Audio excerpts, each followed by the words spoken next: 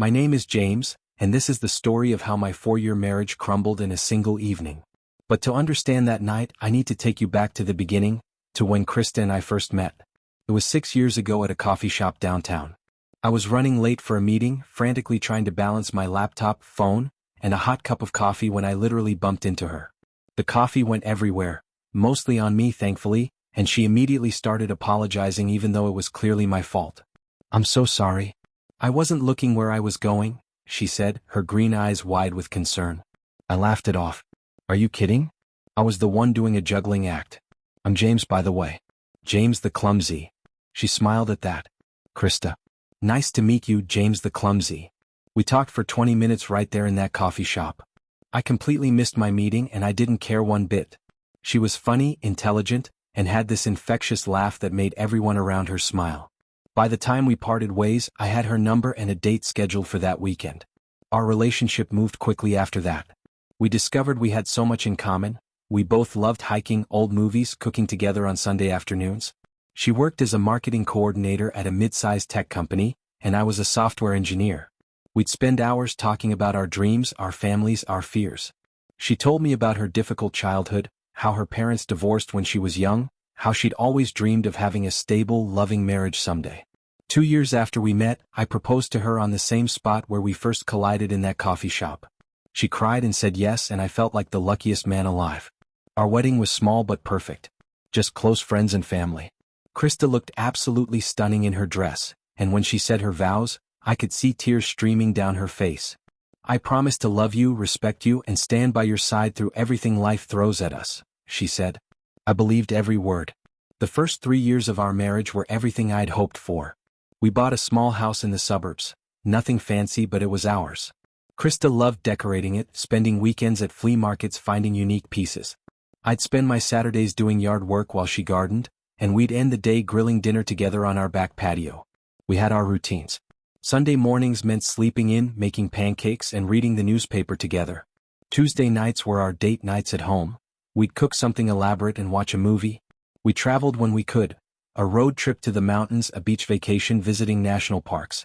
Sure, we had our arguments like any couple. She thought I spent too much time playing video games.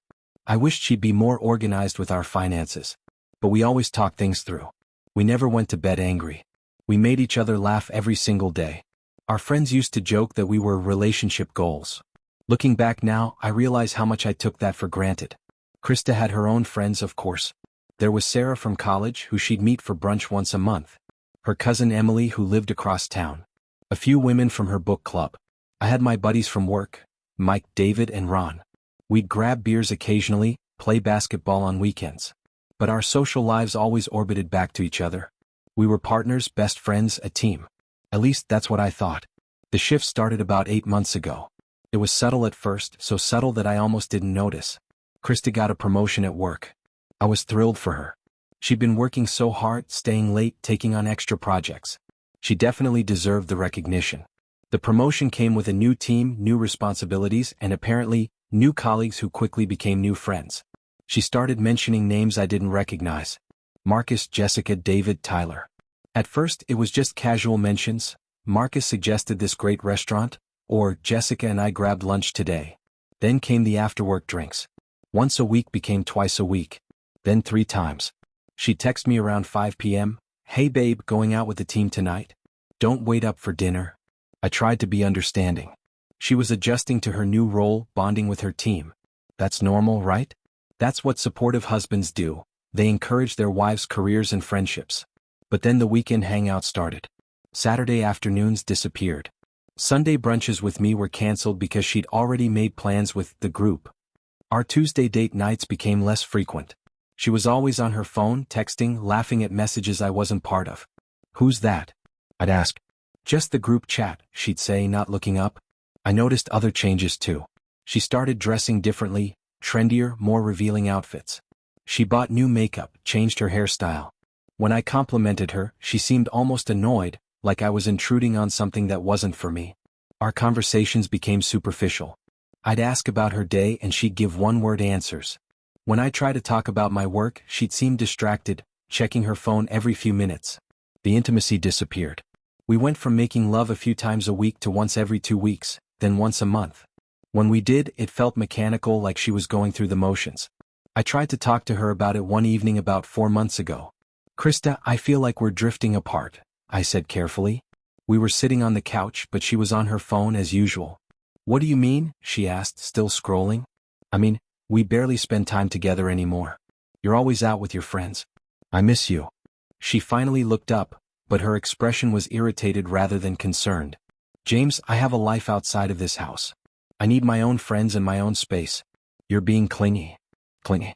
That word stung. I'd never been called clingy before. I'd always thought of myself as supportive, understanding. "I'm not trying to be clingy," I said. I miss my wife. I miss us." She sighed dramatically. "We're fine, James.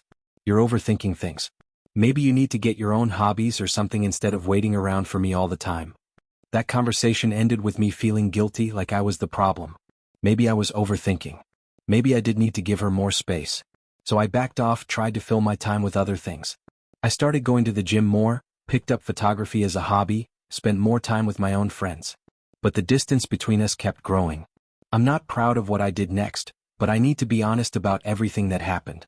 About 2 months ago, Krista left her laptop open on the kitchen table. She'd gone upstairs to shower and I walked by, intending to close it. But then I saw it, a message notification from someone named Marcus. "Can't wait to see you tonight. Wear that blue dress I like," face blowing a kiss. My heart stopped. I stood there, frozen, staring at those words. The emoji. The familiarity. That blue dress I like. I knew I should close the laptop. Respect her privacy. But something inside me broke and I clicked on the message thread. What I saw made me feel sick. Weeks of flirty messages. Inside jokes. Late-night conversations that happened while I was sleeping next to her in bed. Nothing explicitly sexual, but the emotional intimacy was undeniable. They talked like we used to talk. There were messages about getting drinks together. Messages about meeting up. Once Marcus sent, "Your husband doesn't know what he has." Krista's response, "He's a good guy, but we want different things now. I've grown, he hasn't." I'd grown? What did that even mean? I was the same person she'd married. The same person she'd promised to love forever. I closed the laptop before she came back downstairs, my hands shaking. Part of me wanted to confront her right then, but I was scared. Scared of what it meant. Scared that my marriage was already over. For the next few weeks, I watched her more carefully. The way she'd smile at her phone. How she'd take calls in another room. The new perfume she wore. The fact that she'd started going to the gym regularly, something she'd never been interested in before. I talked to my friend Mike about it. We met for drinks one evening and I poured everything out. "Man, that's rough," Mike said, shaking his head. "Have you thought about just asking her directly? Like a real conversation about what's going on?" "I've tried," I said. "She just gets defensive and makes me feel like I'm imagining things." "Well, are you? I mean, besides those messages, has anything actually happened?" That was the question, wasn't it? Had anything actually happened? Or was I just being paranoid? "I don't know," I admitted. "But something's definitely changed. She's not the same person I married." Mike was quiet for a moment. "You know what I think? I think you need to either confront this head-on or walk away. This limbo you're in, it's killing you, man." I can see it. He was right. I could feel myself becoming someone I didn't recognize. Suspicious, anxious, constantly second-guessing everything. I needed answers. That's when I came up with the idea. If Krista was spending all her time with these new friends, maybe the problem was that I didn't know them. Maybe if I met them, got to know them, I'd understand what was going on. Maybe I'd see that I'd been overreacting, that there was nothing sinister happening. Or maybe I'd finally get the truth. It was a Sunday morning, one of the rare ones where Krista was actually home. "I've been thinking," I said, "about your friends. This new group you've been spending so much time with. I feel like I don't really know them, and I don't know, it feels weird. You're spending all this time with people I've never even met." She looked up then, her expression guarded. So why don't we have them over? Like a dinner party or something. I could make that pasta dish you love, we could get some wine, just have a nice evening. I'd like to meet the people who are so important to you." I watched her face carefully. For a moment I saw something flash across it, panic maybe? Or guilt. But it was gone so quickly I might have imagined it. "I don't know, James. They're not really. I mean, you might not like them. They're pretty different from your friends." "Different how?" She shrugged. "Just younger, more fun. They have a different sense of humor. They're not into all that serious stuff you and your friends talk about. That stung a little, but I pushed forward. Come on, I'm sure it'll be fine. I want to get to know the people you're spending so much time with. Please? For me? She looked at me for a long moment, and I could see her weighing something in her mind. Finally she sighed. Okay, fine. I'll ask them. But don't say I didn't warn you if you don't click with them. I'm sure it'll be great, I said, forcing a smile. She set it up for the following Friday. 3 people would be coming: Marcus, Jessica, and David. Tyler couldn't make it, apparently. I tried not to focus too much on the fact that Marcus would be there, the Marcus who sent those messages, who told my wife to wear a certain dress, who thought I didn't know what I had. The week leading up to Friday was torture. I threw myself into planning the perfect evening. I researched recipes, bought expensive wine, cleaned the house until it sparkled. Krista seemed increasingly nervous as the day approached. You don't have to do all this, she said on Thursday evening, watching me scrub the bathroom tiles. I want everything to be nice, I replied. First impressions matter, right? She didn't respond, just went back to her phone. Friday arrived. I took the afternoon off work to prepare. I made a lasagna from scratch, garlic bread, a caprese salad. I set the dining table with our good dishes, the ones we'd gotten as wedding gifts and barely used. I put on a playlist of soft jazz, dimmed the lights slightly to create ambience. Krista came home around 5 p.m. She'd obviously been to the hair salon. Her hair was styled in loose waves and she was wearing makeup that looked professionally done. She had on a new dress I'd never seen before, a black cocktail dress that was definitely not her usual style. The guests were due at 7 p.m. At 7:15 the doorbell rang. I took a deep breath and opened the door. 3 people stood on my porch. The woman, Jessica I assumed, was tall and blonde, wearing ripped jeans and a crop top despite the cool evening. She was pretty in an Instagram filter kind of way and she was chewing gum loudly. Behind her stood 2 men. One was shorter, stocky, with a man bun and a thick beard. That had to be David. And the other? Marcus was exactly what I'd feared. Tall, athletic build, perfectly styled hair, expensive clothes. He had the kind of confident smile that immediately made me dislike him. He was holding a bottle of wine, some organic, boutique brand with a minimalist label. You must be James, Jessica said, her voice high-pitched and enthusiastic. She didn't wait for an invitation, just pushed past me into the house. Wow, cute place. Very suburban. The way she said suburban made it sound like an insult. David followed, giving me a quick handshake. Hey man. Thanks for having us. Marcus came last. He extended his hand and I forced myself to shake it. His grip was firm, a little too firm, like he was trying to prove something. James, good to meet you, he said. Krista's told us so much about you. I wondered what exactly she'd said. Krista appeared from the kitchen, and I watched Marcus's eyes light up when he saw her. She'd touched up her makeup, reapplied lipstick. She hugged each of them in turn, but her hug with Marcus lasted a second too long. Come in, sit down, Krista said, her voice artificially bright. James made dinner. He's actually a pretty good cook. Pretty good? I echoed, trying to keep my tone light. I slaved over this meal all day. Jessica laughed, but it sounded forced. Men who cook, that's cute. Very 2010. I wasn't sure how to respond to that. We settled around the dining table. I'd spent 20 minutes deciding on the seating arrangement, ultimately placing Krista at the end, Marcus and Jessica on one side, David and me on the other. I served the food, poured wine, and tried to be the perfect host. The conversation started innocuously enough.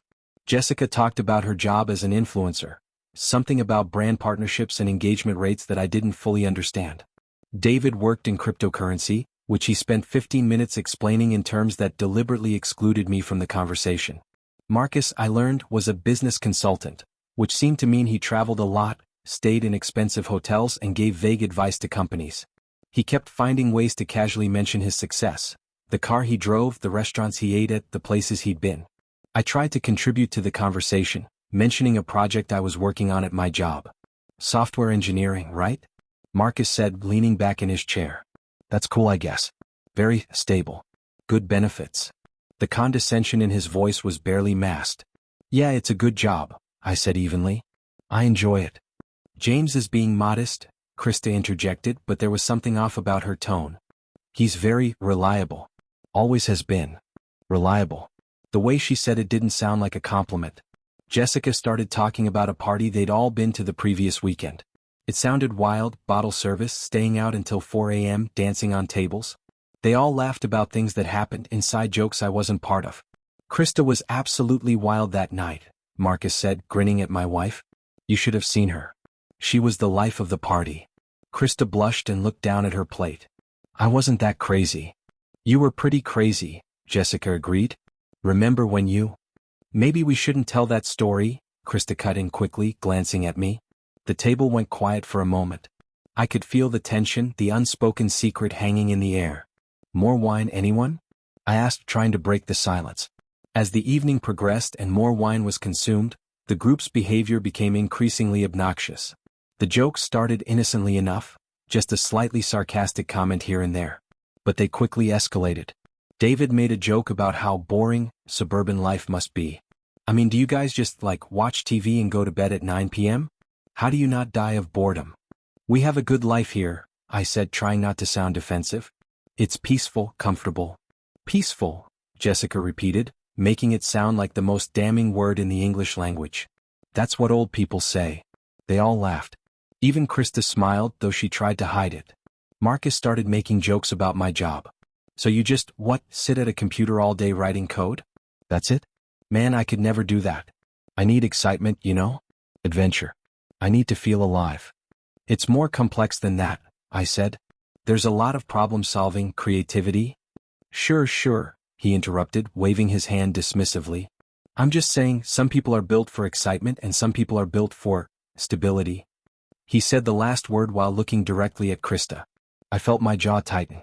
The jokes kept coming. About my clothes? Is that a sweater from Gap? About our house? This is very IKEA catalog? About my hobbies? You do photography? With an actual camera? Dude, just use your iPhone.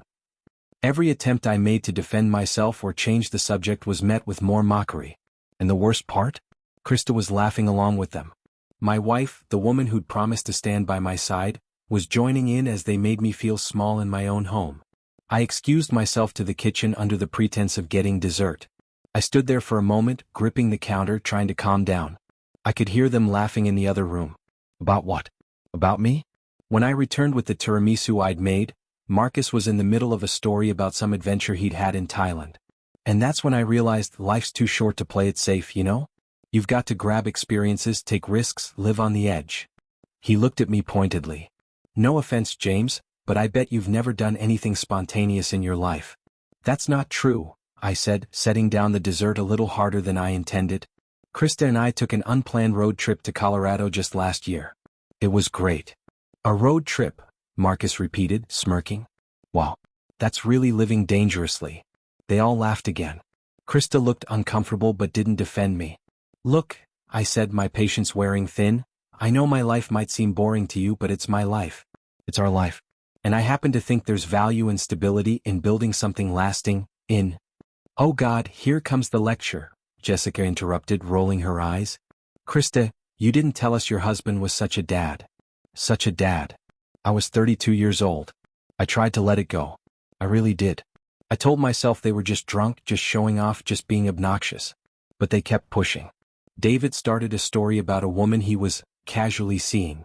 The story was crude, disrespectful, filled with sexual innuendo. I glanced at Krista, expecting her to be uncomfortable, but she was smiling, amused. I mean, why settle down? David said. There's too many options out there. Commitment is for people who lack imagination.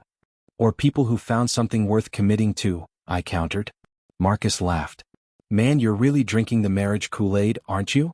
Look, marriage is cool and all, but it's basically a death sentence for fun. You stop growing, you stop experiencing new things, you just stagnate. I don't think that's true, I said quietly. I think you can grow together. That's the whole point. Has it worked for you? Marcus asked, and there was something sharp in his voice now. Be honest. Are you the same person you were when you got married? Or have you just settled? Before I could answer, Krista spoke up. Can we please change the subject? Why? Marcus pressed. It's a legitimate question. James, do you feel like you've grown in the past 4 years, or have you just been going through the motions? I looked at my wife. Krista, do you want to answer that? Since apparently everyone here has opinions about our marriage. Her face flushed. James, don't do this. Do what? Have an honest conversation? Because I'd love to know what you really think. Have I just been going through the motions? Is that what you tell your friends? The table went silent. The air was thick with tension. This is why I didn't want to do this, Krista said quietly. I knew you'd make it weird. I'm making it weird? I couldn't believe what I was hearing. They've been insulting me all night and you've done nothing to stop it. You've been laughing along. Oh, come on, we're just joking around, Jessica said. Don't be so sensitive. Yeah, man, lighten up, David added. Learn to take a joke. I turned to Krista. Is that what you think? That I'm being too sensitive? She looked at me and in her eyes, I saw something I'd never seen before. Contempt. Honestly, James? Yeah. You're being ridiculous. My friends came here to have a good time, and you're turning it into some drama because you can't handle a little teasing. A little teasing? My voice was rising now. They've been mocking everything about me, my job, my house, my life, for the past 2 hours and you've just sat there. Because it's not that serious, she shot back. You're always so serious about everything. You can't just relax and go with the flow. This is exactly what I'm talking about. You're boring, James. You're boring and you're making this evening boring and honestly, I'm tired of it. The words hung in the air like poison. Marcus cleared his throat. Maybe we should go. No, Krista said firmly. No, you don't have to go. James, if you don't like my friend's rude jokes, you can simply walk. This is my house too and I want them here. I stared at her, this stranger wearing my wife's face. Fine, I said quietly. I'll give you all some space. I walked out of the dining room, through the kitchen and out the back door to the patio. Behind me, I could hear them resuming their conversation, their laughter. Like I'd never been there at all. I stood on the patio in the dark, my heart pounding. I'd never felt so humiliated, so worthless. 4 years of marriage and this was where we'd ended up. I pulled out my phone and texted Mike. You were right. It's over. I stayed outside for maybe 20 minutes trying to collect myself. Through the window I could see them all laughing, drinking more wine. Krista looked happy, happier than I'd seen her in months. Eventually I realized I'd left my jacket inside. It was getting cold and I needed it. I walked back toward the house, approaching the sliding glass door to the dining room. That's when I saw it. Marcus had moved his chair closer to Krista's. His hand was on her thigh, under the table where David and Jessica couldn't see. And Krista wasn't pushing it away. I froze, watching through the glass. Marcus leaned in close to her, whispering something in her ear. She smiled, that special smile, the one that used to be only for me. I should have burst in right then. Should have confronted them both. But I couldn't move. It was like watching a car crash in slow motion. Then Marcus stood up. Hey, I'm going to grab a smoke, he announced to the table. Anyone want to join? I'll come with you, Krista said immediately, standing up. Use the back patio, I heard her say. The neighbors don't like smoke near the front. They were coming my way. I quickly moved to the side of the patio, into the shadows where they wouldn't see me. Maybe I should have made my presence known, but something stopped me. I needed to know the truth. The sliding door opened and they stepped out onto the patio. Marcus pulled out a pack of cigarettes. When had Krista started being okay with smoking? And lit one. You think he's upset? Marcus asked, taking a drag. He'll get over it, Krista replied. He always does. James is nothing if not predictable. I don't know why you stay with him, Marcus said. You could do so much better. I know. Those 2 words shattered something inside me. So why don't you leave? Marcus moved closer to her. You know how I feel about you. It's complicated, Marcus. We have a history, we have this house, we have... Excuses, he interrupted. Those are all just excuses. You're not happy. I can see it. You come alive when you're with us, and you die a little every time you come back here to this boring suburban existence. You're right, she said softly. I do. Being with you makes me feel like myself again. Then he kissed her. And she kissed him back. I watched my wife wrap her arms around another man's neck, saw her kiss him with a passion I hadn't seen from her in months. They kissed like they'd done it before, like it was familiar, comfortable. When they finally broke apart, Marcus said, Leave him. Tonight. Pack your stuff and leave. Come stay with me. We can figure out the details later. I can't do it tonight, Krista said. But soon. I promise. I just need to figure out how to do this without losing everything in a divorce. So it's about money? No, it's not like that. I need to be smart about this. They kissed again and I'd seen enough. I stepped out of the shadows. Don't bother being smart about it. I'll make it easy for you. They jumped apart, Krista's face going white. James, Save it, I said, my voice surprisingly calm. I saw everything. I heard everything. And honestly, I'm done. Marcus had the decency to look uncomfortable, but he didn't apologize. Instead he said, "Look man, I think you should know that Krista and I have been—" "I don't care," I interrupted.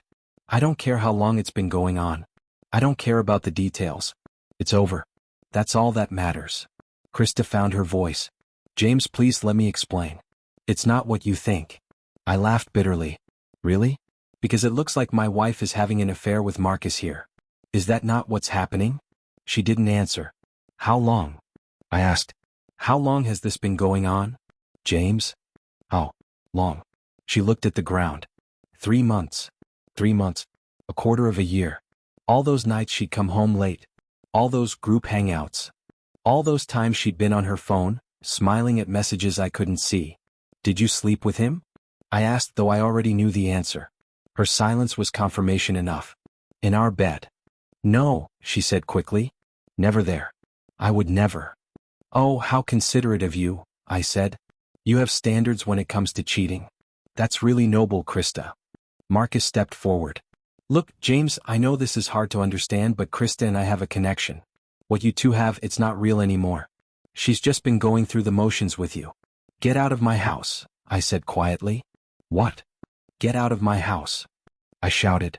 "Get out now before I do something I'll regret." Marcus looked at Krista, waiting for her to say something to defend him. When she didn't, he shrugged and headed inside. Through the window, I saw him collect Jessica and David, saw them all leave quickly. Then it was just the two of us. Krista and I stood on that patio in silence for what felt like hours but was probably just minutes. She was crying now, mascara running down her face. "I'm sorry," she finally said. "James, I'm so sorry. I never meant for you to find out this way." "What way would have been better?" I asked. "When exactly were you planning to tell me you've been fucking another man for 3 months?" She flinched at the crude language. "Please don't." "Don't what? Be upset? Be angry? What exactly am I supposed to feel right now, Krista?" "I don't know," she cried. "I don't know, okay? I'm confused. I'm lost. I don't know what I want anymore." "Well, you seemed pretty sure about what you wanted when you were kissing Marcus just now." "It's not that simple," she said. "You don't understand what it's been like for me. I felt trapped, like I'm suffocating in this life we built. I'm not the same person I was when we got married. I've changed, I've grown, and you've stayed the same. So this is my fault?" I couldn't believe what I was hearing. "I'm too boring, too stable, too predictable, so you had no choice but to cheat on me?" "That's not what I'm saying." "Then what are you saying, Krista? Please explain it to me. Help me understand how the woman who promised to love me forever decided that screwing her coworker was a reasonable solution to her problems." She was sobbing now. "I didn't plan for this to happen. Marcus and we just connected. He understands me in ways you don't anymore. He makes me feel alive, exciting, young. With you, I feel like I'm just playing house, pretending to be someone I'm not." "So all of it was fake?" I asked. "The past 4 years? Our wedding vows? The life we built together? All of it was just you playing pretend?" "No. That's not—" She struggled to find words. "It was real then. I loved you then. I think I still love you. But I'm not in love with you anymore. I haven't been for a while." There it was. The truth I'd been afraid to hear. "When did it stop?" I asked quietly. "When did you stop being in love with me?" She thought about it. "I don't know. It wasn't one moment. It was gradual. We just grew apart. We wanted different things." "We wanted different things?" I repeated. "I wanted the same thing I've always wanted.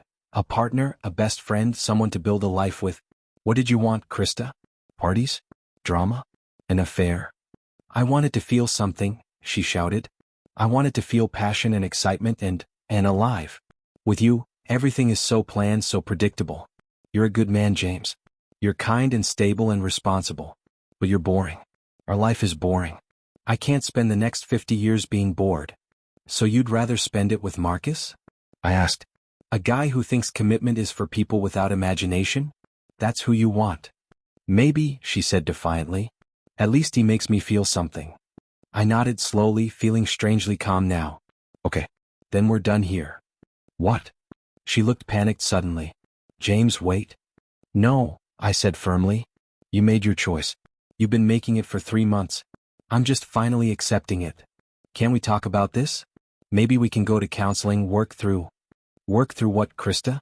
You've been cheating on me. You told another man you'd leave me for him. You let your friends disrespect me in my own home while you laughed along. There's nothing left to work through. She reached for my hand, but I pulled away. James, please. I made a mistake. I was confused. I still care about you. You care about me? I laughed bitterly. You have a funny way of showing it. I walked past her back into the house. It looked like a crime scene now, half-empty wine glasses, dirty plates, the remnants of an evening that had destroyed my marriage. I'm staying at Mike's tonight, I said, grabbing my jacket and keys. I'll come back tomorrow when you're at work to pack some things. You can have the house. I don't want to be here anymore. James, don't go. Please, we need to talk about this. I turned to look at her one last time. The woman I'd loved for 6 years, married for 4. The woman I'd thought I'd spend my life with. Now she was just a stranger who'd broken my heart. There's nothing left to say, Krista. You wanted excitement and passion? You got it. I hope it was worth it. I walked out the door and didn't look back. The divorce was finalized 3 months after that night. Krista didn't fight it. She moved in with Marcus 2 weeks after I left, though that relationship fell apart within a month. Apparently, excitement and passion aren't enough to sustain a real relationship. She tried to reach out several times. Texts apologizing, asking if we could talk, saying she'd made a terrible mistake. I never responded. Some things once broken can't be fixed. I sold the house and moved to a different part of town. Started therapy to work through the betrayal and pain. Reconnected with old friends, picked up new hobbies, focused on myself for the first time in years. It wasn't easy. There were nights I missed her, missed what we had, or what I thought we had. But mostly I felt relieved. Relieved to be free from someone who didn't value me, who'd rather seek excitement than build something real. Sarah, Krista's college friend, reached out to me a few months after the divorce. She told me that Krista had been complaining to everyone that I'd given up too easily, that I hadn't fought for the marriage. Apparently, she expected me to beg her to come back, to compete with Marcus for her attention. Sarah said something that stuck with me: when someone shows you who they really are, believe them the first time. Krista showed me exactly who she was that night. Someone who valued excitement over loyalty, passion over respect, novelty over commitment.